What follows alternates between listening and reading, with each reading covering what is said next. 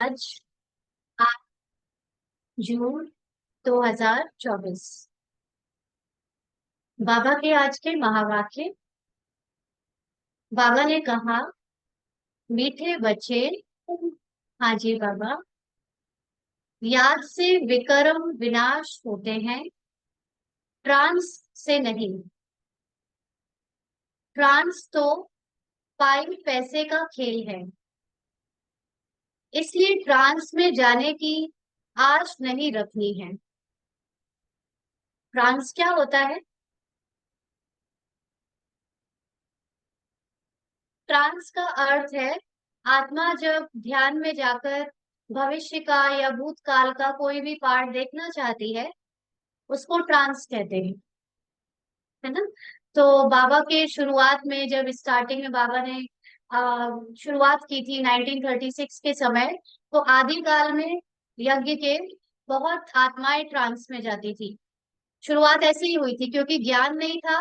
तो जो भी आत्मा आती थी बाबा का साक्षात्कार करती थी या बाबा से दृष्टि लेती देते, वो ट्रांस में चली जाती थी, ध्यान में चली जाती थी। और फिर वो अलग अलग उसको साक्षात्कार होते थे अपने ध्यान के ही अवस्था में। तो बाबा कहते हैं कि अभी आपको भी ये सोच कर कि कभी आगे का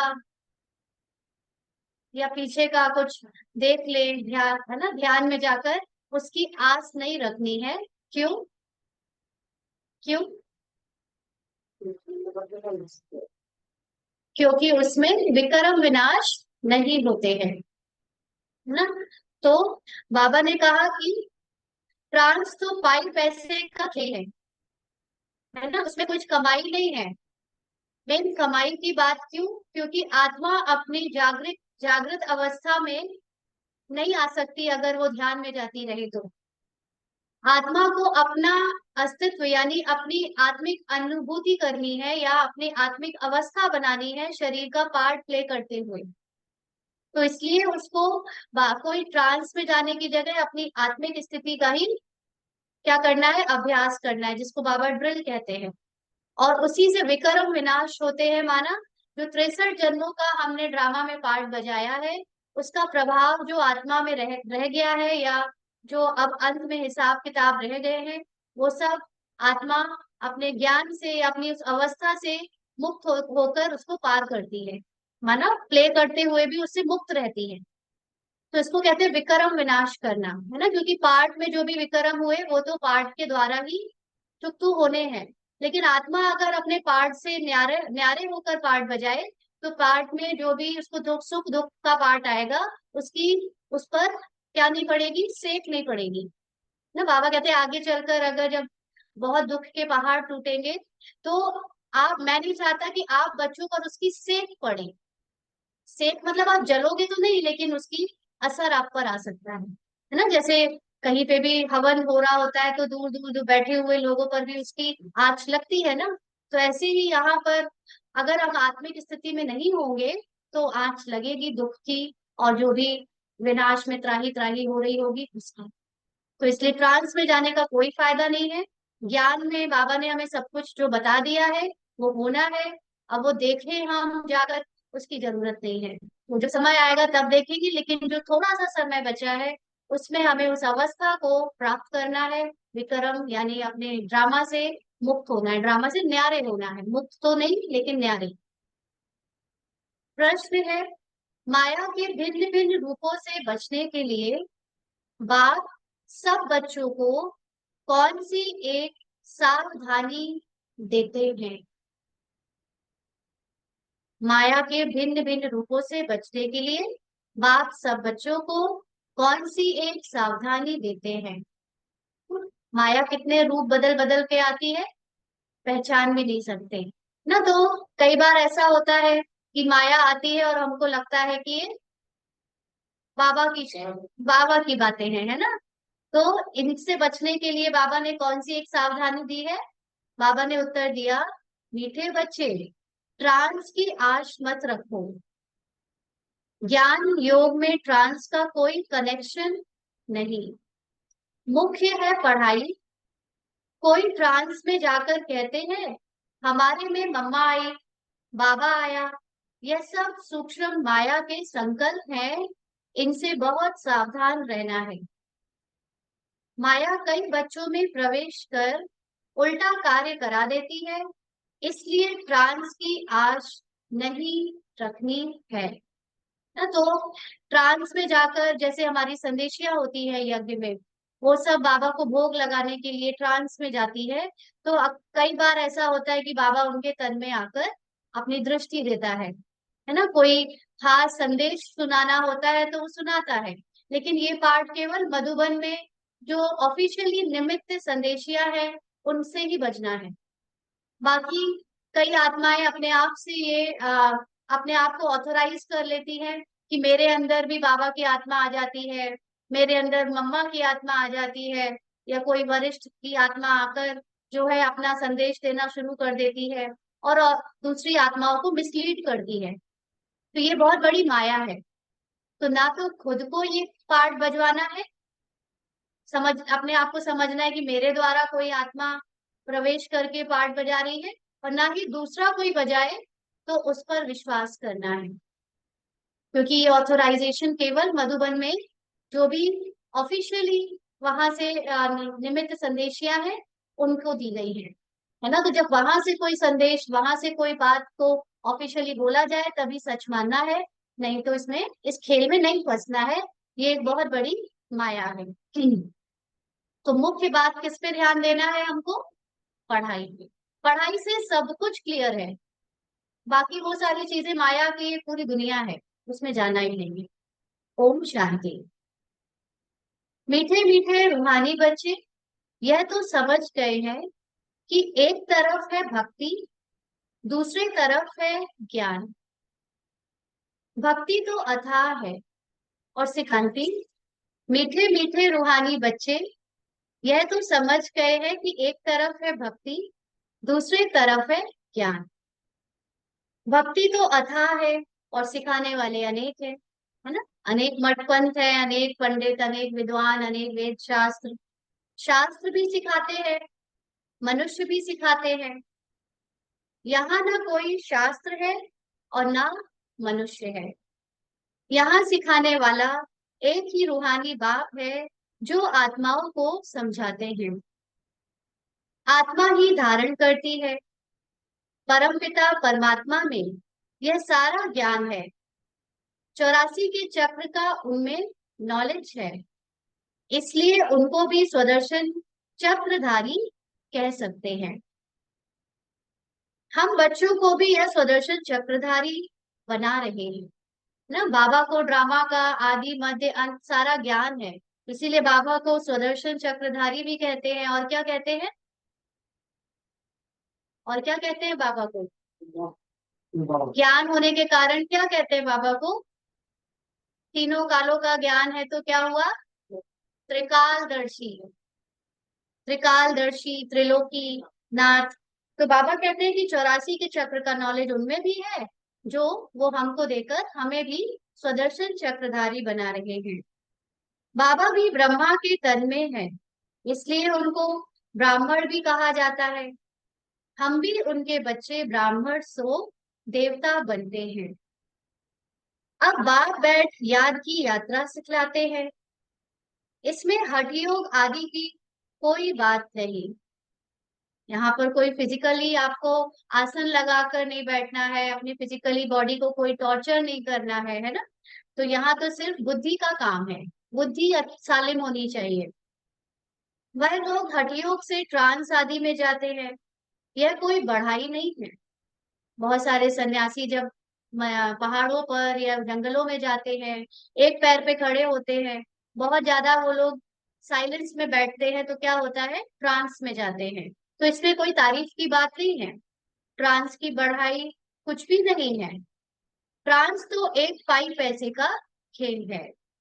तुम्हें ऐसे कभी किसी को नहीं कहना है कि हम ट्रांस में जाते हैं, क्योंकि आजकल विलायत आदि में जहां तहां ढेर के ढेर ट्रांस में जाते हैं। ये पाठ बहुत सारी आत्माओं को साधारण रूप में मिला हुआ है ट्रांस में जाने का। तो हम बच्चों को उसमें कोई कंपटीशन नहीं करना है ना। ट्रांस में जाना बाबा की उसमें कोई खास बड़ी बात नहीं है बाबा की राय में। फ्रांस में जाने से उनको कोई फायदा, ना उनको कोई फायदा है ना तुमको कोई फायदा है। बाबा ने समझ दी है, फ्रांस में ना तो याद की यात्रा है और ना ज्ञान है। ना कोई चित्र देख लिया आपने या कोई आपके अंदर प्रवेश कर जाए तो उसमें कोई फायदा हुआ क्या आपका? आत्मा की कोई शुद्धि हुई क्या? कोई विक्रम विनाश हुई क्या? कुछ भी नहीं हुआ। तो सबसे ज्यादा शक्तिशाली चीज है समझ। समझ किससे आती है? ज्ञान से, सत्य ज्ञान से। तो ध्यान अथवा ट्रांस वाला कभी कुछ भी ज्ञान नहीं सुनेगा। ना कोई पाप भस्म होंगे, उसको उसी का अहंकार रहेगा कि मुझे तो ये चीजें दिख जाती है या मैं उस पार्ट में चला जाता हूँ ना, तो उसके तो कोई पाप भस्म होंगे ही नहीं। ट्रांस का महत्व कुछ भी नहीं है। बच्चे योग लगाते हैं, उनको कोई ट्रांस नहीं कहा जाता है। याद से विक्रम विनाश होंगे, ट्रांस में विक्रम विनाश नहीं होंगे। बाबा सावधान करते हैं कि बच्चे ट्रांस का शौक मत रखो। तुम जानते हो, इस इन सन्यासियों आदि को ज्ञान तब मिलता है जबकि विनाश का समय होता है। अंडरलाइन। सन्यासियों को लास्ट में पार्ट क्यों लिखा है? अब सन्यासियों का पार्ट शुरू हो गया है ना। मधुबन में बहुत सारे सन्यासी जाते हैं, महामंडलेश्वर, शंकराचार्य, अब चारों तरफ से सन्यासियों का पार्ट खुल गया है ना। तो ये समझो कि विनाश का समय आ गया है। जब बाबा ने साकारी तन में, जब आप बाबा आते थे तब बाबा ने महावाक्य उच्चारे थे कि उनका पार्ट कब खुलेगा, उनको ज्ञान कब मिलेगा? जब विनाश का समय होगा। तो वो समय अब आ गया है, इसलिए तो वो सुन रहे हैं ज्ञान अब। भले तुम उन्हें ऐसी निमंत्रण देते रहो, लेकिन यह ज्ञान उनके कलश में जल्दी नहीं आएगा, उन्हें समझ में नहीं आएगा। जब विनाश सामने देखेंगे तब आएंगे। और अब वाकई में देख रहे हैं ना, अब वो खुद ही बोलते हैं, स्वीकार करते हैं कि अब दिख रहा है विनाश। समझेंगे अब तो मौत आया कि आया, जब नजदीक देखेंगे तब मानेंगे। उन्हों का पाठ ही अंत में है। तुम कहते हो अब विनाश आया कि आया, मौत आना है। वह समझते हैं इन्हों के ये गपोड़े हैं, क्योंकि वो तो समझते हैं कि कलयुग अभी 40,000 साल और पता नहीं कितना कितना बचा हुआ है ना। तो उनको लगता है कि ये गपोड़े हैं। तुम्हारा झाड़ धीरे धीरे बढ़ता है, है ना, बाबा के बच्चे बढ़ते जाते हैं। सन्यासियों को सिर्फ कहना है कि बाप को याद करो। यह भी बाप ने समझाया है कि तुमको आंखें बंद नहीं करनी है। अगर उनको ड्रामा समझ में ना आए, चक्र समझ में ना आए, वो कल्प की आयु को का विश्वास ना भी करे, तो आत्मा और परमात्मा के ज्ञान को तो रिजेक्ट नहीं करेंगे, है ना। तो परमात्मा का परिचय जब उनको दे दो तो बस इतना ही बोल दो कि अब आप आत्मा समझ परमात्मा को या शिव बाबा को याद करो। इतना ज्ञान भी उनके लिए काफी है। तो बाबा ने समझाया है कि तुमको आंखें बंद नहीं करनी है। कब? बाबा को याद करते समय। चाहे बैठ के याद करो, चाहे चलते फिरते याद करो, आंखें बंद नहीं करनी है। आंखें बंद होंगी तो बाप को कैसे देखेंगे? क्योंकि बाबा को किससे देखते हैं? बुद्धि से देखते हैं, इन आंखों से नहीं देखते हैं, बुद्धि से देखते हैं। तो बुद्धि से देखने के लिए कोई भी चीज को आंखें बंद करने की जरूरत है क्या? हाँ, जब भीतर देखना है तो जब भीतर देखना है, भीतर देखना है तो आंखें जब बंद करने तो हम भीतर देखते हैं। कई बार आंखें बंद करने से कुछ ज्यादा ही भीतर चले जाते हैं, मतलब नींद में चले गए।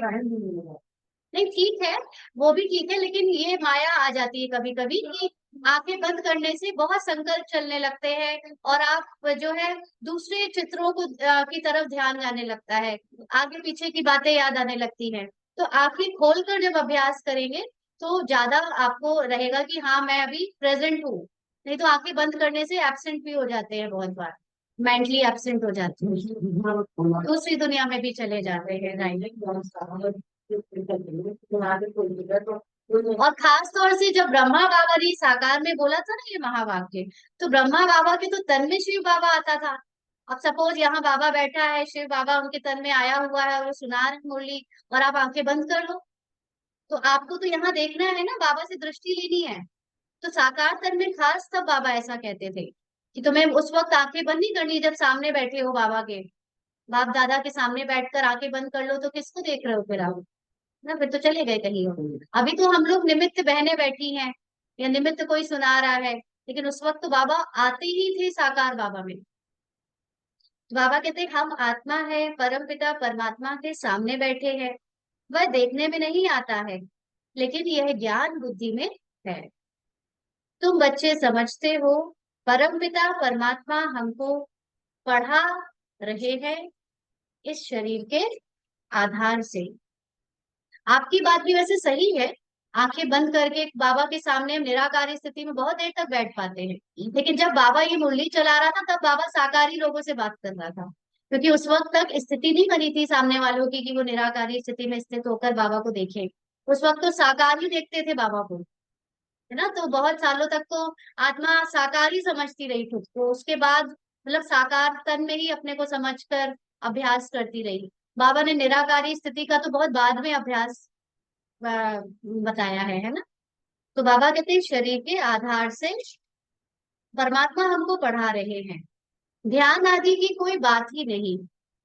ध्यान में जाना कोई बड़ी बात नहीं है, यह भोग आदि की ड्रामा में सब नूंद है। भोग भी ट्रांस का ही पार्ट है ना। तो भोग आदि भी ये सब एक पार्ट है, जैसे खेल चल रहा है तो खेल में भोग आदि लगा रहे हैं, लेकिन सत्य में अगर जो निराकार स्थिति में टिकता है उसको ना तो भोग का समझ में आता है, ना उसको उसको किसी चीज की जरूरत ही नहीं है।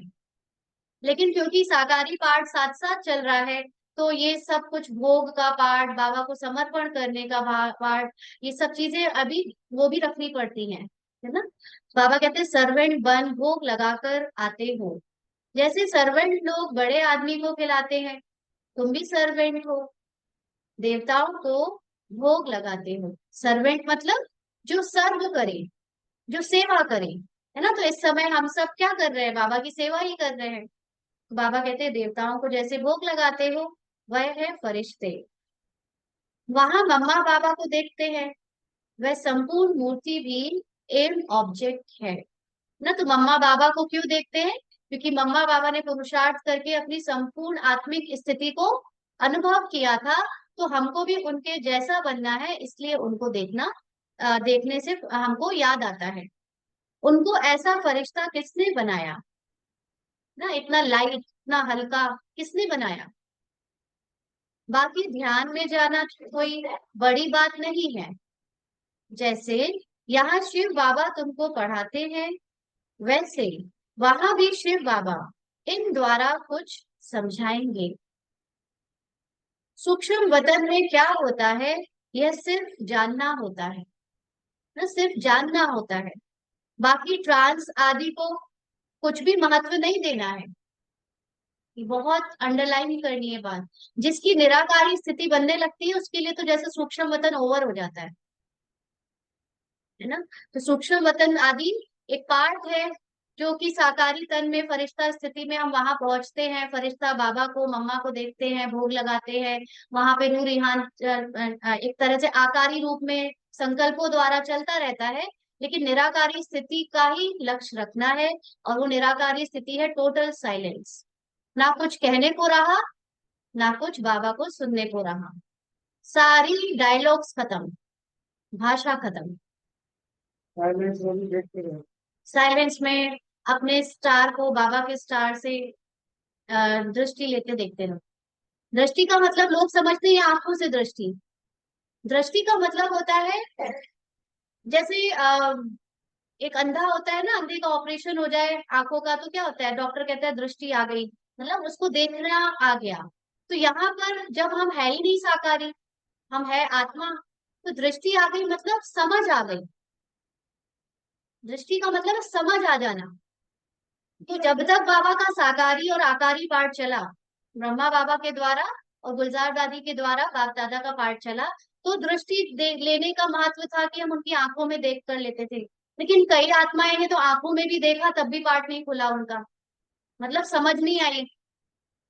तो जो रियलिटी में दृष्टि का मतलब है वो समझ आ जाना, आत्मा का सत्य जान लेना, और आत्मा का सत्य नेचुरल हो जाना आपको जीना ना। आज की हमने मॉर्निंग में अव्यक्त वाणी पढ़ी थी, उसमें बाबा कह रहे थे कितना टाइम लगेगा आपको निराकारी स्थिति में नेचुरली स्थित होने का। ये तो फर्स्ट स्टेज है कि अभी तक आप निराकारी स्थिति में स्थित नहीं हुए हो।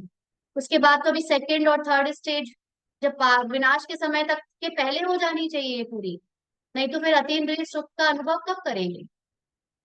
हाँ, तो बाबा कहते सूक्ष्म वतन क्या है ये सिर्फ जानना होता है, बाकी ट्रांस का कोई महत्व नहीं देना है। कोई को ट्रांस दिखलाना यह भी बचपन है। बाबा सबको सावधान करते हैं, ट्रांस में मत जाओ, इसमें भी कई बार माया प्रवेश हो जाती है ना। फिर हमने ये देखा, हमको बाबा ने ये कहा, हमारे से बाबा ने ये संदेश पहुंचाया, फिर ऐसे ऐसे करते हैं तो अपना अहंकार जागृत हो जाता है और ये एक माया दूसरी चालू हो जाती है कि हम तो बहुत अच्छे पुरुषार्थी हैं। यह पढ़ाई है, कल कल बाप आकर तुमको पढ़ाते हैं। अभी है संगम युग।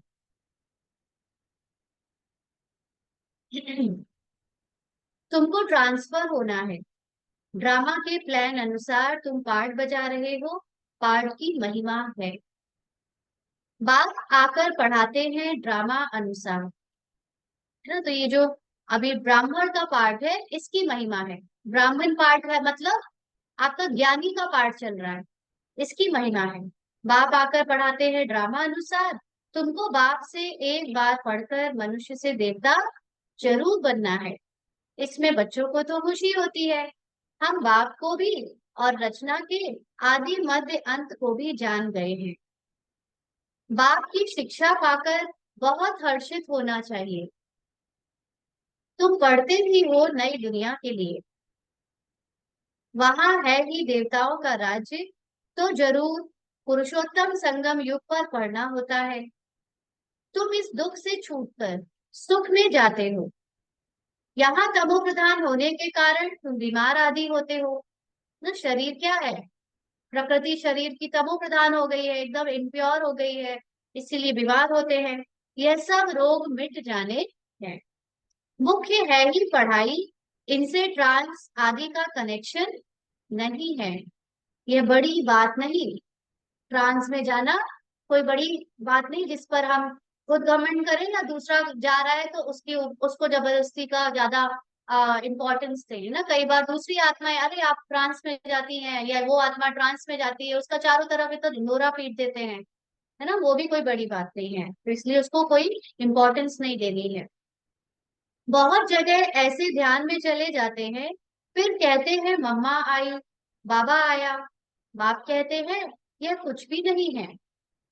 बाप तो एक ही बात समझाते हैं, तुम जो आधा कल देह अभिमानी बन पड़े हो, अब देही अभिमानी बन बाप को याद करो तो विक्रम विनाश हो। इसको याद की यात्रा कहा जाता है। अब जो निमित्त बहने हैं, है ना, बाबा के बच्चे जिनको ऑफिशियली ट्रांस में जाने का पार्ट दिया गया है, बाबा ने ऑफिशियली मैसेजेस लेकर भी आती है, क्या उनको पुरुषार्थ नहीं करना पड़ता है। बाबा जिनके तन में कभी कभी आकर मैसेज देता भी है, दृष्टि देता भी है, उनको भी उतना ही पुरुषार्थ करना पड़ता है अपने आत्मा को अनुभव करने का, आत्मिक स्थिति में स्थित होने का। जैसे साकार बाबा ने किया वैसे ही उनको भी करना पड़ता है ना। तो यहाँ पर इसलिए उस सब की बात में ध्यान नहीं देना है, याद की यात्रा में ही जाना है। योग कहने से यात्रा नहीं सिद्ध होती, तुम आत्माओं को यहाँ से जाना है, तमो प्रधान से सतो प्रधान बनना है। माना अब तमो प्रधान पार्ट ओवर होने वाला है, सतो प्रधान पार्ट शुरू होने वाला है, तो आपको सब कुछ सतो प्रधान मिलने के पहले तमो प्रधान पार्ट से जीते जी क्या होना है, न्यारा होना है। तुम अभी यात्रा कर रहे हो, उन्हों का जो योग है उसमें यात्रा की बात नहीं। वो तो किसी को याद नहीं करते ना, मेडिटेशन जो दूसरे लोग सिखाते हैं उसमें। हठ योगी तो ढेर है, वह है हठ योग, और ये है बाप को याद करना। बाप कहते हैं मीठे मीठे बच्चों, अपने को आत्मा समझो, ऐसे और कोई कभी नहीं समझाएंगे। यह तो है पढ़ाई। बाप का बच्चा बना, फिर बाप से पढ़ना और पढ़ाना है। बाप कहते हैं तुम म्यूजियम खोलो, आप ही तुम्हारे पास आएंगे। है ना, ये सब पार्ट जो है कौन ज्ञान में आएगा, कब आएगा, कैसे आएगा, उसकी चिंता फिक्र हमको नहीं करनी। हमको तो जैसा जैसा बाबा डायरेक्शन देता जाए, हमको अपना काम करना है। बाकी आना और नहीं आना वो पार्ट ड्रामा में फिक्स्ड है। तो बाबा कहते तुम म्यूजियम खोलो, अपने आप ही आएंगे, बुलाने की तकलीफ नहीं होगी। कहेंगे यह ज्ञान तो बड़ा अच्छा है, कभी सुना नहीं है, इसमें तो कैरेक्टर सुधरते हैं, चरित्र निर्माण होता है, मुख्य है ही पवित्रता, जिस पर ही हंगामे आदि होते हैं, बहुत फेल भी होते हैं। तुम्हारी अवस्था ऐसी हो जाती है, जो इस दुनिया में होते हुए उनको देखते नहीं है। तो ये अवस्था किसकी ऐसी होगी? जो आत्मिक स्थिति में स्थित होने का निरंतर अटेंशन रखेगा। खाते पीते भी तुम्हारी बुद्धि उस तरफ हो। जैसे बाप नया मकान बनाते हैं, तो सबकी बुद्धि नए मकान की तरफ चली जाती है ना। तो अभी नई दुनिया बन रही है। तो उस नई दुनिया में सारे मनुष्य हो, उनको मनुष्य तो नहीं कहेंगे, देवता का पार्ट कैसा होता है, कौन सी स्थिति में स्थित होते हैं वो लोग? तो बेहद का बाप बेहद का घर बना रहे। तुम जानते हो, हम स्वर्गवासी बनने के लिए पुरुषार्थ कर रहे हैं। अब चक्र पूरा हुआ है। क्या आ गया है? एंड आ गया है। अब हमको घर और स्वर्ग में जाना है, तो उसके लिए पावन भी जरूर बनना है। याद की यात्रा से पावन बनना है। याद में ही विघ्न पड़ते हैं, इससे ही तुम्हारी लड़ाई है। माया क्या करती है? याद में ही तो विघ्न डालती है ना। हमेशा कुछ ना कुछ जो भी बात आती है, जो बाबा की याद से हमको अलग कर देती है, वो माया है। पढ़ाई में लड़ाई की बात नहीं होती, पढ़ाई में तो पूरा ध्यान लगता है, लेकिन जब याद करो बाबा को, तो ये बाबा को या अपनी आत्मिक स्थिति में टिको, तो माया आती है। पढ़ाई तो बिल्कुल सिंपल है, 84 के चक्र की नॉलेज तो बहुत सहज है। बाकी अपने को आत्मा समझ बाप को याद करो, इसमें है मेहनत। चले बाबा के पास। अभी बाप कहते हैं याद की यात्रा भूलो मत। 1 मिनट के लिए सभी अपने अशरीरी अवस्था में टिककर बाबा को अपने सामने बिंदु रूप में देखेंगे और उनके समान अपनी स्थिति को अनुभव करेंगे।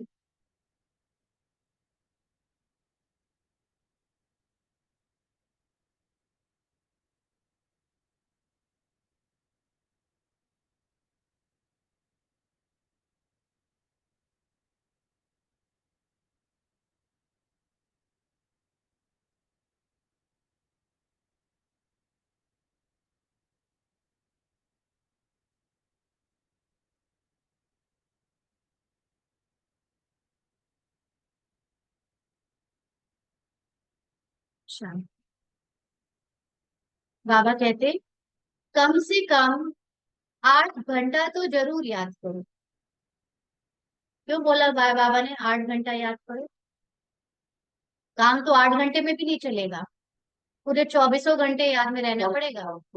कम से कम 8 घंटा याद करो का मतलब ये नहीं है कि बैठकर योग लगाओ। याद करने का मतलब है ज्ञान के मनन चिंतन में रहो, आत्मिक स्थिति में स्थित रहो, कर्तापन के भाव से मुक्त होकर कर्म करो। कर्म का रिजल्ट जब आ जाए तो उसके फल से प्रभावित नहीं हो। और इस दुनिया में हम मेहमान हैं, निमित्त है, ट्रस्टी है, सदा इस स्मृति में रहो। ये सब बातें जब आपके कर्मों में होती है, तो आप याद में हो। तो कम से कम इतना 8 घंटा तो हो। रहना तो 24 घंटे चाहिए, लेकिन चलिए सोने के समय तो इतना नहीं ध्यान रहता, जब हम सब कॉन्शियस माइंड में चले जाते, लेकिन जो जितनी जागृत अवस्था है, उसमें तो पूरा टाइम ऐसे रहना चाहिए। और अगर उतना भी नहीं रहते, तो कम से कम 8 घंटा तो रहो। शरीर निर्वाह के लिए कर्म भी करना है, नींद भी करनी है, सहज मार्ग है ना। अगर कहीं नींद ना करो, तो यह तो हठ योग हो गया। बाबा ये तो नहीं कहता नींद ना करो। हठ योगी तो बहुत है। बाप कहते हैं उस तरफ कुछ भी नहीं देखो, उससे कुछ फायदा नहीं। कितने हठ योग आदि सिखलाते हैं, यह सब है मनुष्य मत। तुम आत्माएं हो, आत्मा ही शरीर लेकर पाठ बजाती है, डॉक्टर आदि बनती है ना। अभी बीकेएस में, ब्राह्मण जीवन में भी फिजिकली एक्सरसाइज, फिजिकल योगा का काफी चाल चलन चल रहा है। ये पार्ट में डालना पड़ा, तो पार्ट में डाला, लेकिन उससे भी हमको उसमें ध्यान नहीं देना है। अवस्था निराकारी स्थिति की बनानी है ना। फिजिकल एक्सरसाइज, फिजिकल योगा पे जरूरत से ज्यादा ध्यान दिया अगर, तो आपका ध्यान पूरा शरीर पे जाएगा, आत्मिक स्थिति नहीं बन पाएगी, है ना। वो सब ठीक है, किसी को बहुत फिजिकली प्रॉब्लम है तो करे, लेकिन ध्यान अपनी एकाग्रता पूरी तरह से आत्मिक स्थिति में स्थित होने की करनी चाहिए। दादियां करती थी क्या एक्सरसाइज? बात ये नहीं कि करो नहीं, शरीर का ध्यान रखो नहीं, लेकिन शरीर पर ध्यान जाता ही तब है जब आत्मिक स्थिति नहीं होती। शरीर को स्वस्थ रखने के लिए आत्मिक स्थिति पे टिकना ही बहुत है, क्योंकि आप शरीर से न्यारे होते जाओगे तो आत्मिक स्थिति आपके शरीर को अपने आप चलाएगी। लेकिन क्योंकि हम न्यारे नहीं होते, हम आत्मिक स्थिति में होते नहीं, तो हमें शरीर को चलाने के लिए दुनिया भर का डाइट प्लान बनाना पड़ता है ना। बहुत सारी चीजें खिलानी पड़ती है, अलग अलग फिजियोथेरेपी और पता नहीं कितनी योगा एक्सरसाइज सब करना पड़ता है। लेकिन ब्राह्मण जीवन का सच ये है कि आत्मिक स्थिति में टिको, सब कुछ ऑटोमेटिकली हो जाए। बाबा कहते हैं तुम आत्माएं हो, आत्मा ही शरीर लेकर पार्ट बजाती है, डॉक्टर आदि बनती है, परंतु मनुष्य देह अभिमानी बन पड़े हैं, मैं फलाना हूँ। अभी तुम्हारी बुद्धि में है हम आत्मा है, बाप भी आत्मा है। इस समय तुम आत्माओं को परम पिता पढ़ाते हैं, इसलिए गायन है, आत्माएं परमात्मा अलग रहे बहुकाल, कल्प कल्प मिलते हैं। इसका बहुत गहरा रहस्य है। आत्मा परमात्मा अलग रहे बहुकाल, माना आत्मा ने अपनी परमात्मिक स्थिति को, क्योंकि आत्मा अपने निराकारी स्थिति में एकदम परमात्मा के समान होती है, और आत्मा क्योंकि पाठ बजाने नीचे जब आ जाती है तो वो परमात्मिक स्थिति को अनुभव नहीं कर पाती। तो उसको कहते हैं जितनी देर वो पाठ में है उतना देर वो बाबा से जुदा रही। बाबा से जुदा रही मतलब अपनी कंप्लीट अवस्था से जुदा रही, अपनी संपूर्ण स्थिति से जुदा रही, है ना। तो इसलिए बाबा ने इस बात को जो बोला है, कल्प कल्प मिलते हैं, माना ये बस संगम युगी वो पार्ट है या वो टाइम है जब आत्मा अपनी उस स्थिति को शरीर में रहते अनुभव कर सकती है। क्योंकि आत्मा एक बार निराकारी हुई, शरीर से छूटी, तो उसको तो वैसे भी कोई अनुभव नहीं होते। अनुभव तो शरीर के साथ ही होता है ना आत्मा को। तो बाबा कहते हैं ये कल्प कल्प यानी एक ही बार कल्प में होता है। मतलब यहाँ तो आत्मा लेकर कभी छोड़ दिया, मुझसे अनुभव होता है। जब तक, अगर आत्मा यहाँ, देखिए परम अवस्था में जब वो है ना अपनी, तो उसको अनुभव नहीं होता। लेकिन जब यहाँ शरीर छोड़ती है तब भी उसका मन और बुद्धि उसके साथ जाते हैं, है ना। तो मन में जो भी उसके संस्कारों की जो छाप है, वो कुछ ना कुछ इच्छा या कुछ लेकर जाती है। इसीलिए जो भटकती हुई आत्माएं हैं वो संपूर्ण आत्माएं नहीं कहलाती हैं ना। भटकती हुई आत्माएं पार्ट में ही उनका पार्ट है कि कुछ दिन आपका बिना शरीर के रहना है, तो इसलिए वो मचलती रहती है कि उनकी कोई इच्छा पूरी हो जाए, परछाई होगी कहीं किसी के प्रवेश करेंगी, वो भी एक पार्ट है। लेकिन जब ये 5,000 साल का साइकिल पूरा हो जाता है, तमो प्रधानता का टाइम ओवर हो जाता है, तो पूरी 800 करोड़ या जितनी भी आत्माएं हैं रियलिटी में, वो सब संपूर्ण अवस्था को अनुभव करती हैं या परम अवस्था को अनुभव करती हैं। और उस समय वो सब बाप बाप समान होती हैं। इसलिए वो कल्प में केवल, और ये पार्ट जो है ना अपनी संपूर्ण स्थिति को अनुभव करने का, ये बस हमारा ही है। बीकेएस का, बीकेएस में भी नंबर वार है। बाकी अज्ञानी आत्माओं को तो ये पार्ट ही नहीं है बाबा ने दिया, मतलब जो नहीं आने वाले ब्राह्मण कुल में उनको। बाबा कहते बाकी जो भी सारी दुनिया है वह सब देह अभिमान में आकर देह समझकर ही पढ़ते पढ़ाते हैं ना। कहीं भी स्टडी होगी, स्पिरिचुअल स्टडी भी, तो शरीर समझकर ही पढ़ेंगे और पढ़ाएंगे। बाप कहते हैं मैं आत्माओं को पढ़ाता हूँ, जज बैरिस्टर आदि भी आत्मा बनती है ना। वो पार्ट प्ले करती है, रोल निभाती है जज का, बैरिस्टर का।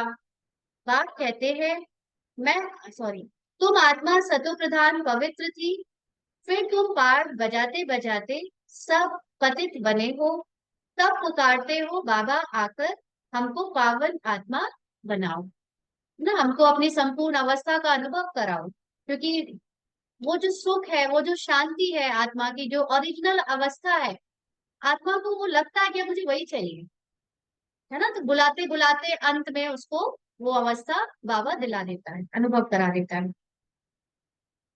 बात तो है ही पावन, यह बात जब सुने तब धारणा हो। तो बाबा एवर पावन क्यों है? क्योंकि पाठ में नहीं आता, और हम पाठ में आते हैं तो हमको पतित से पावन, पावन से पतित ही बनने का खेल खेलते रहना पड़ता है। तुम बच्चों को धारणा होती है तो तुम देवता बनते हो, और कोई भी बुद्धि में बैठेगा नहीं, क्योंकि यह है नई बात, यह है ज्ञान, वह है भक्ति, है ना। हमने आत्मिक स्थिति का जब ये आखिरी जन्म में अनुभव कर लिया तो हम ही देवता बनते हैं, बाकी और देवता इसलिए बन नहीं पाते, तो उनको देवता बनने पर विश्वास ही नहीं होता कि देवता बन सकता है कोई। तो वो जो ये विश्वास करते हैं कि नहीं बन सकता, वो क्या है? भक्ति। और जो विश्वास करते हैं कि बन सकता है, वो है ज्ञान। तुम भी भक्ति करते करते देह अभिमानी बन जाते हो। अब बाप कहते हैं बच्चे आत्म अभिमानी बनो, हम आत्माओं को बाप इस शरीर द्वारा पढ़ाते हैं। घड़ी घड़ी याद रखो, यह एक ही समय है जब आत्माओं को बाप परमपिता पढ़ाते हैं। बाकी तो सारे ड्रामा में कभी पार्ट ही नहीं है, ना। वही बात हो गई कि पूरे ड्रामा में फिर कभी ये पार्ट नहीं है, सिवाय इस संगम युग के। इसलिए बाप फिर भी कहते हैं, मीठे मीठे बच्चों, अपने को आत्मा निश्चय करो, बाप को याद करो। यह बड़ी ऊंची यात्रा है, चढ़े तो चाके वैकुंठ रस। चढ़े मतलब आत्मा अपनी आत्मिक ऊंची स्थिति को अनुभव करे, तो वैकुंठ मतलब सत्युग के रस को यही अनुभव करती है। विकार में गिरने से एकदम चकनाचूर हो जाते हैं, फिर भी स्वर्ग में तो आएंगे, लेकिन पद बहुत कम होगा। यह राजाई स्थापन हो रही है, इसमें कम पद वाले भी चाहिए, सब थोड़े ज्ञान में चलते हैं। जिन्होंने थोड़ा सा भी सुन लिया, वो भी आ जाएगा सतयुग में या त्रेता में। फिर तो बाबा को बहुत बच्चे मिलने चाहिए, अगर मिलते हैं तो भी थोड़े टाइम के लिए, ना। कितने बच्चे आते हैं क्लास में, महीना 2 महीना 6 महीना क्लास करी, चले जाते, इतना ही उनका भाग्य था, इतना ही पार्ट था, उसके बाद उनको संसारिक हिसाब किताब में लौट जाना पड़ता है। बाबा कहते तुम माताओं की बहुत महिमा है, वंदे मातरम भी गाया जाता है। जगत अम्बा का कितना बड़ा भारी मेला लगता है, क्योंकि बहुत सर्विस की है ना। किन्होंने? माताओं ने। आखिरी जन्म में तो उनकी इसलिए माता के रूप में फिर पूजा होती है। जो बहुत सर्विस करते हैं वह बड़ा राजा बनते हैं। लेकिन यहाँ पर बहुत सूक्ष्म बात है, बहुत सर्विस करने का मतलब ये नहीं कितनों को ज्ञान सुनाया, कितने भाषण दिए, कितनी बड़ी बड़ी सभाओं को आपने एड्रेस किया, नहीं। से बहुत बड़ी सर्विस करने का मतलब आप अपनी आत्मिक स्थिति में स्थित होकर कितनी आत्माओं को उनकी आत्मिक स्थिति में देखते हो, वो है बड़ी सर्विस, वो ऊंचा पद पाते हैं, है ना? ऐसे नहीं कि भाषण करें और हम ऊंचा पद पालेंगे, भाषण करने वाले बहुत ऐसे हैं जो आत्मिक स्थिति में नहीं भी टिकते। बाबा ने कई बार कहा है ये बातें, है ना। दिलवाड़ा मंदिर में तुम्हारा ही यादगार है, तुम बच्चियों को तो बहुत टाइम निकालना चाहिए। तुम भोजन आदि बनाती हो तो बहुत शुद्ध भोजन याद में बैठ बनाना चाहिए, जो किसी को भी खिलाए तो उनका भी हृदय शुद्ध हो जाए। जब हम भक्ति मार्ग में थे तब भी तो कहते थे कि किसी के दिल तक पहुंचना हो तो उसका रास्ता कहाँ से गुजरता है? पेट से गुजरता है ना। तो जब भक्ति में ये बात है तो ज्ञान में भी यही बात है, कि ज्ञान में, या कह लीजिए कि ज्ञान की बात को भक्ति में कॉपी किया है। तो खाना खिलाने से, शुद्ध भोजन खिलाने से आत्माओं के, जो आत्माएं देह भान में हैं, उनके शुद्ध हो जाते हैं दिन, है ना। क्योंकि आत्मा को तो ये वाला भोजन चाहिए नहीं, लेकिन वो देह भान में है, इसीलिए वो उनको वो भोजन प्रभावित करता है। ऐसे बहुत थोड़े हैं जिनको ऐसा भोजन मिलता होगा। अपने से पूछो, हम शिव बाबा की याद में रहकर भोजन बनाते हैं ना? धन्य होते हैं उनके भाग्य जिनको बाबा के घर में खाने को मिले। 800 करोड़ आत्माओं में से कितनों को मिलता होगा? जो खाने, बाबा कहते हैं हम शिव बाबा की याद में रहकर भोजन बनाते हैं, जो खाने से ही उनके हृदय पिघल जाए। तो हर वो घर में लौकिक परिवार वाले बड़े वो है, लकी हैं, जिनके घर में अगर एक आत्मा भी ज्ञान में चल रही है और वो भोजन बना रही है अगर, तो उसके सारे घर वाले बड़े लकी हैं कि उनको ज्ञान युक्त मतलब ज्ञान वाला खाना मिलता है, याद वाला खाना मिलता है, सॉरी। बाबा कहते हैं घड़ी घड़ी याद भूल जाती है। बाबा कहते हैं भूलना भी ड्रामा में नूंद है, क्योंकि तुम 16 कला तो अभी बने नहीं हो, संपूर्ण बनना जरूर है। पूर्णिमा के चंद्रमा में कितना तेज होता है, फिर कम होते होते लकीर जाकर रहती है, घोर अंधेरा हो जाता है और फिर वो सोचना, है ना? चांद निकलता है पूरा, धीरे धीरे इतना सा रह जाता है, और फिर धीरे धीरे कला बढ़ती है। तो यहाँ पर अभी कला बढ़ने का टाइम चल रहा है। तो कला बढ़ने का मतलब ये नहीं है कि वो कलाएं आत्मा में भर रही है, कला ऑटोमेटिक उसमें ऑलरेडी है। लेकिन वो जो जैसे चांद, ऐसा नहीं होता कि चांद इतना सा रह जाता है। चांद का जो सूरज से जो छुपा हुआ होता है वो पार्ट उतना सा रह जाता है, इसलिए वो ना रिफ्लेक्ट होता है। साइंस पढ़ी है ना? चांद थोड़ी ना टुकड़े में हो जाता है इतना, वो तो सूरज का की रोशनी लेता है, रिफ्लेक्ट करता है, तो छाया पड़ जाती है ना? चांद पर चांद की छाया मतलब सन के ऊपर चांद की छाया पड़ने से बस इतना ही पार्ट दिखता है। ऐसे ही हमारे ऊपर विकारों की छाया पड़ने से हमारे गुण बहुत थोड़े से दिखते हैं। तो धीरे धीरे विकार हटते जाएंगे, हमारी संपूर्ण जो चमक है वो क्या होती जाएगी, दिखने लगेगी। तो यह विकार आदि छोड़ बाप को याद करते रहेंगे तो तुम्हारी आत्मा संपूर्ण बन जाएगी। तुम चाहते हो महाराजा बने, परंतु सब तो बन ना सके। पुरुषार्थ अनुसार सबको करना, सॉरी, पुरुषार्थ सबको करना है, कोई तो कुछ पुरुषार्थ नहीं करते, इसलिए महारथी घोड़सवार प्यादे आदि कहा जाता है। महारथी थोड़े होते हैं, प्रजा का लश्कर जितना होता है उतने कमांडर्स व मेजर्स नहीं होते ना? आर्मी मिलिट्री में भी ऐसा होता है, तुम्हारे में भी कमांडर्स मेजर्स कैप्टन हैं, प्यादे भी हैं, तुम्हारी भी यह रूहानी सेना है ना? सारा मदार है याद की यात्रा को, उनसे भी बल मिलेगा। देखो बाबा कह रहे हैं ना साफ साफ, याद की यात्रा मतलब जितनी आत्मिक स्थिति होगी उतना आपका बड़ा पद होगा। इससे नहीं कि कितनी बड़ी सभा को आपने एड्रेस किया। बाबा कहते तुम हो गुप्त वॉरियर्स, बाप को याद करने से विकर्मों का जो किचड़ा है वह भस्म हो जाता है। बाप कहते हैं धंधा धोरी भले करो, बाप को याद करो। तुम जन्म जन्मांतर के आशिक हो एक माशूक के, अब वह माशूक मिला है तो उनको याद करना है। आगे भले याद करते थे, परंतु विक्रम विनाश थोड़े होते थे। पहले भी शिव बाबा को याद करते थे ना। अभी सुबह मॉर्निंग में गाने जब चले तो एक दो गाने ऐसे भक्ति के चल गए ना, आपके चरण को छू और आपके ऊपर पानी डालूं, मैंने गाना तुरंत चेंज किया। लेकिन वो सब भक्ति में हम सब ने किया है, लेकिन अब वो पार्ट नहीं करना है ना? तो बाबा कहते पहले भी करते थे लेकिन विक्रम विनाश नहीं होते थे। बाप ने बताया है तुमको यहाँ तमो प्रधान से सतो प्रधान बनना है, आत्मा को ही बनना है। आत्मा ही मेहनत कर रही है, इसी जन्म में तुम्हें जन्म जन्मांतर की मैल को उतारना है। तमो प्रधान पार्ट में रहते हुए तमो प्रधान पार्ट से न्यारा होना है। यह है मृत्यु लोक का अंतिम जन्म, फिर जाना है अमर लोक। आत्मा पावन बनने के बगैर तो जा नहीं सकती, सबको अपना अपना हिसाब किताब चुकतू करके जाना है।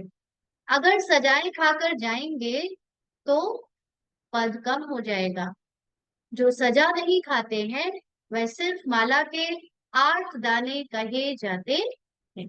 माना जिनको रत्ती भर सेक नहीं आती, इस संसार के जो भी परिस्थितियां आने वाली हैं अंत में, उसकी अगर इतनी सी भी उनको सेक नहीं आती है, वो केवल 8 है। नहीं तो सबको थोड़ी थोड़ी सेक आएगी, मतलब प्रभाव पड़ेगा। 9 रत्नों की ही अंगूठी आदि बनती है, जिसमें एक रतन शिव बाबा, बाकी वो 8 रतन जो एकदम बाप समान है। बाबा को सेक आती है क्या? संसार में जो चल रहा है उसको तो रत्ती भर भी बाबा का प्रभाव पड़ता है?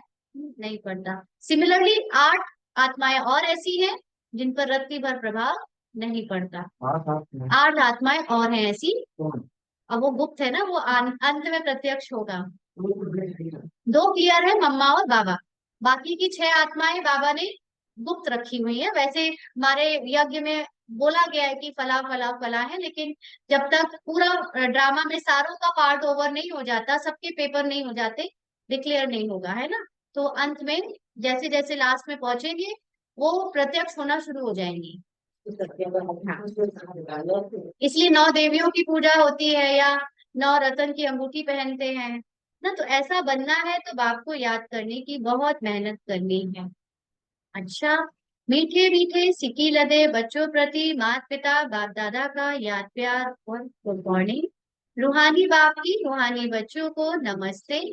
हम रूहानी बच्चों की रूहानी बाप दादा को याद प्यार, गुड मॉर्निंग और नमस्ते बाबा। शुक्रिया, थैंक यू बाबा। तो वो 8 रत्नों में से हम बन सकते हैं या नहीं बन सकते? ऐसा नहीं है कि वो कोई और है, अपने को उस लायक बनाना है, अपने को समझना है। बाबा कहते हैं निश्चय बुद्धि विजयंती। जिसको निश्चय है वो बन जाएगा। जो पुरुषार्थ करेगा वही बनेगा। जो आत्मिक स्थिति में स्थित होने का निरंतर अभ्यास रखेगा वो बन जाएगा। धारणा के लिए मुख्य सार। संगम युग पर स्वयं को ट्रांसफर करना है। संगम युग माना ब्राह्मण, ब्राह्मण यानी आकार में रहते हुए निराकारी अवस्था को अनुभव करना है ना। तो अभी हम लोग साकारी रूप से आकारी का, फिर आकारी से निराकारी स्थिति का अभ्यास को बढ़ाते जाना है। पढ़ाई और पवित्रता की धारणा से अपने कैरेक्टर सुधारने हैं। ट्रांस आदि का शौक नहीं रखना है। शरीर निर्वाह अर्थ कर्म भी करना है, नींद भी करनी है। हठ योग नहीं है, लेकिन याद की यात्रा को कभी भूलना नहीं है ना। नींद मतलब अनकॉन्शियस माइंड तक, सबकॉन्शियस माइंड तक अपनी आत्मिक स्थिति और ये ज्ञान चला जाए कि नींद में भी बाबा, बाबा के सपने, ज्ञान, सेवा। सेवा भी ठीक है, लेकिन मुख्य बात है स्थिति का निराकारी होना जरूरी है ना। नींद तक पहुंच जाए। योग युक्त होकर ऐसा शुद्ध भोजन बनाओ और खिलाओ जो खाने वाले का हृदय शुद्ध हो जाए ना। खाने वाले के ऊपर बहुत बड़ी रिस्पॉन्सिबिलिटी है। खाने वाला, बनाने वाला गुप्त रहता है, लेकिन उसका कर्म, उसका प्रभाव चारों तरफ दिखता है। वरदान है अपनी सूक्ष्म शक्तियों पर विजयी बनने वाले राज ऋषि, स्वराज्य अधिकारी आत्मा भव। सभी कहेंगे अपनी सूक्ष्म शक्तियों पर विजयी बनने वाले राज ऋषि, स्वराज्य अधिकारी आत्मा भव। बाबा ने समझाया कर्मेंद्रियां जीत बनना तो सहज है। माना ये फिजिकल कर्मेंद्रियों को जीत लेना तो सहज है कि हम वो ना कुछ देखें, ना कुछ ऐसा खाएं, ना कुछ ऐसा सुने जो बाबा ने कहा है ना, वो तो सहज है। लेकिन मन बुद्धि संस्कार, इन सूक्ष्म शक्तियों पर विजयी बनना, यह सूक्ष्म अभ्यास है। आज की जो मॉर्निंग की अव्यक्त मुरली पूरी इसी पे चली थी। फर्स्ट स्टेज है पुरुषार्थ का आत्मिक स्थिति पे स्थित होने का। सेकंड स्टेज है पुरुषार्थ का कर्मेंद्रियों पर जीत पाने का। और थर्ड स्टेज है पुरुषार्थ का मन बुद्धि संस्कार सूक्ष्म शक्तियों पर विजयी प्राप्त करने का। तो बाबा कहते हैं ये सूक्ष्म अभ्यास है। जिस समय जो संकल्प, जो संस्कार इमर्ज करने चाहे, वही संकल्प, वही संस्कार सहज अपना सके, इसको कहते हैं सूक्ष्म शक्तियों पर विजय, अर्थात राज ऋषि स्थिति। अगर संकल्प शक्ति को ऑर्डर करो कि अभी अभी एकाग्रचित्त हो जाओ, तो राजा का ऑर्डर उसी घड़ी उसी प्रकार से मानना, यही है राज्य अधिकार की निशानी। इसी अभ्यास से अंतिम पेपर में पास होंगे। इसको बहुत ज्ञान, सूक्ष्म ज्ञान से आप समझ सकते हो कि अब हम लोगों का जो पार्ट समूह प्रधानता का बचा हुआ है ना, हिसाब किताब बचे हुए हैं, उसके अनुसार बहुत सारे ऐसे संकल्प भी आएंगे, कर्म भी होंगे, और संस्कार भी ऐसे आएंगे जिसको देखकर बार बार बुद्धि और मन को देखकर लगेगा कि अरे ये तो वही चल रहा है, वही चल रहा है पाठ, है ना। लेकिन आत्मा जब अपनी संपूर्ण निराकारी स्थिति में स्थित होगी, तो हर बार वो पाठ में जो चल रहा है उससे अपने आप को क्या करती जाएगी, अगर न्यारी करती जाएगी। मान लीजिए मेरे मन में अभी अभी संकल्प चल रहा है कि कोई डिस्टरबेंस हो रही है चारों तरफ, और वो ध्यान में जा रहा है बार बार, तो पढ़ने में या समझाने में या बाबा को याद करने में, आत्मिक स्थिति स्थित होने में माया मुझे परेशान कर रही है ना। जैसे अभी मक्खी घूम रही थी, है ना, तो क्या है, मक्खी का घूमना माया नहीं है, लेकिन वो जो मेरी स्थिति है बार बार आत्मिक स्थिति से हटकर उसको डिस्टर्ब हो रही थी, है ना, वो जैसे फिर आ गई। तो ये इस स्थिति में बार बार स्थित होने से माया से हम फ्री हो पाएंगे। अगर मैं आत्मिक स्थिति में स्थित हो जाऊं तो बाहर जो भी हो रहा है उसका फर्क नहीं पड़ेगा, और तभी हम अंतिम पेपर में पास हो पाएंगे। इसका अभ्यास निरंतर और बार बार करना है। जो ऐसा कर लेता है वो राज ऋषि और स्वराज अधिकारी आत्मा हो जाता है। स्लोगन है, सेवाओं में जो दुआएं मिलती हैं यही सबसे बड़ी से बड़ी देन है।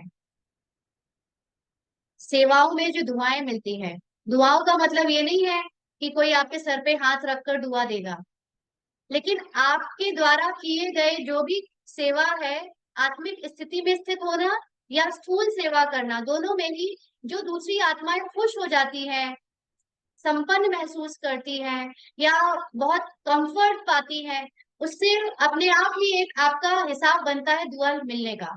ऑटोमेटिक मशीनरी है वो। आत्मा दिल से कुछ कहे आपके लिए चाहे ना कहे, ऑटोमेटिक आपके खाते में वो जमा हो जाता है। यही सबसे बड़ी से बड़ी देन है दुआ सेवा करने से। ठीक है। ओम शांति। आज के अव्यक्त इशारे हैं 8 जून के अव्यक्त इशारे। जैसे कला दिखाने वाले कलाबाज व सर्कस में काम करने वाले हर कर्म करते हुए हर कर्म में अपनी कलाबाजी दिखाते हैं, उनको उन्हों का हर कर्म कला बन जाता है। ऐसे आप श्रेष्ठ आत्माएं, कर्म योगी, निरंतर योगी, सहज योगी, राज योगी, हर कर्म को न्यारे और प्यारे रहने की कला में रहकर करो। आपके अलौकिक कर्म की कला को देखने के लिए सारे विश्व की आत्माएं इच्छुक बनकर आएंगी। बहुत गहरी बात है इसमें। जब हम सेवाएं कर रहे हैं, ज्ञान सुना रहे हैं, कि लौकिक कोई भी स्थूल काम भी कर रहे हैं, उस काम को ऐसे करना है कि मैं आत्मा ये पार्ट कला के रूप में बजा रही हूँ, और बजाते हुए भी उससे न्यारे रहना है। माना आत्मा इन कर्मेंद्रियों के द्वारा बाबा की याद में करा रही है, तो वो काम आपकी कला बन जाएगा। जैसे सर्कस का एग्जाम्पल लिया ना बाबा ने, कि सर्कस में वो जो जोकर होता है या जो भी एक्ट करने वाले होते हैं, लटकने वाले होते हैं, उनकी एक एक कला, वो जैसे चलते हैं, फिर जैसे चढ़ते हैं, फिर जैसे उतरते हैं, कूदते हैं, हर एक चीज सामने की जो ऑडियंस है वो देख रही होती है, और वो उस पर ताली बजाती है। ऐसे ही सुबह से रात तक मैं आत्मा जो भी करूं, चाहे अकेले में करूं, घर में करूं, चाहे मैं बाहर सेवाओं में करूं, वो कला समझकर निराकारी स्थिति में स्थित होकर पाठ बजाऊं, तो क्या होगा कि वो सारे पाठ देखने के लिए, अलौकिक पाठ को देखने के लिए बाहर की सभी आत्माएं आएंगी, और फिर उससे अलौकिक अनुभव करके जाएंगी। ठीक है। ओम शांति।